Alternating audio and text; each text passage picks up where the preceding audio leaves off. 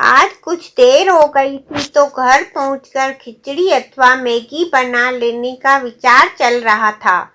पिछले सप्ताह के एक भी कपड़े धुले नहीं थे, अतः 5-6 दिन से एक ही जीन्स को रगड़ रहा था। एक हाथ से कंधे पर लटके बैग को संभालता और दूसरे हाथ में दूध की थैली पकड़े पसीने से तरबतर चेहरा लिए घर पहुंचा। द्वार का ताला खोलना चाहा तो देखा पल्ले भर भिड़के हुए थे। ताला खुला था। कुछ चिंतित हुआ। जैसे ही घर में प्रवेश किया तो यूं लगा मानो स्वर्ग में आ गया हूँ। शंका हुई कि किसी दूसरे के घर में तो नहीं आ गया। खामोशी से अंदर के कमरे में गया। फ्रिज खोला तो भीतर की ठंडक चेहरे से टकराई। कोने में अचार रखा हुआ था। मेथी की भाजी बारीक और व्यवस्थित कतरी हुई करीने से रखी थी। सुबह तो फ्रिज में 1-2 बिस्किट पैकेट रखने की जगह नहीं थी। सारा फ्रिज भरा पड़ा था और अब देखो साफ सुथरी जगह ही जगह थी। धीरे से साथ लाई हुई सब्जियां भी फ्रिज में ही रख दी। कोने में रखी पानी की टंकी जिसने हफ्ते भर से पानी का मुंह नहीं देखा था, अब पूरी भरी हुई चमक रही थी।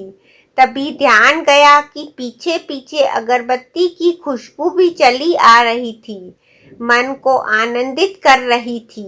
अपना बैग एक कुर्सी पर पटका तो याद आया कि सुबह अपना टॉवेल बिस्तर पर ही छोड़ दिया था। देखा तो वहां न होकर वह खिड़की के बाहर तार पर लटका सूख रहा था। अलमारी का पल्ला खोला जिसमें बिना धुले कपड़े थे, लेकिन अब सारे ही धुले इस्त्री किए व्यवस्थित रखे थे। सुबह एक रुमाल मिलकर नहीं दे रहा था और अब अंदर साफ सुथरे रुमाल पर रुमाल की गट्टी बंधी हुई थी। सुबह सॉक्स की जोड़ी नहीं मिली तो अलग अलग डिजाइन के मोजे पहनकर निकल गया था, लेकिन अब सारे सॉक्स एक स्थान पर उपस्थित पड़े मुझे देख मुस्कुरा रहे थे।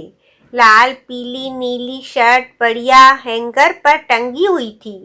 धीरे से टीवी के सामने बैठा।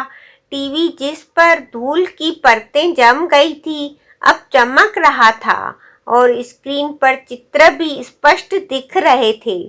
प्यास लगी तो पानी पीने किचन में पहुंचा, जिस किचन में लहसुन प्याज और न जाने किस किस किस्म की गंध भरी रहती थी, अब भूख जगा देने वाले भोजन की सुगंध से महक रहा था।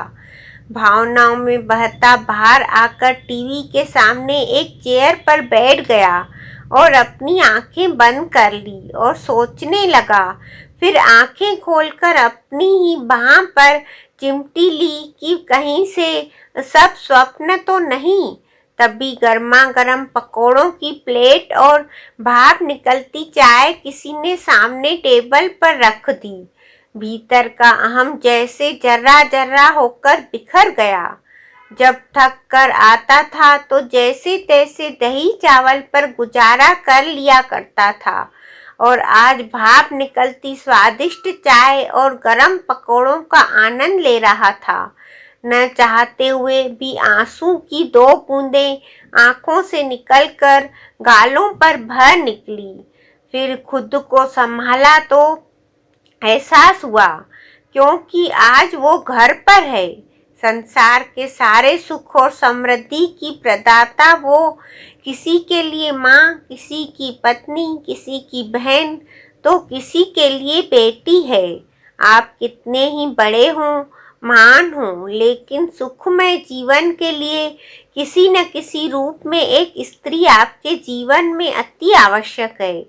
वो किसी भी रूप में हो, मगर घर को घर वही बनाती है।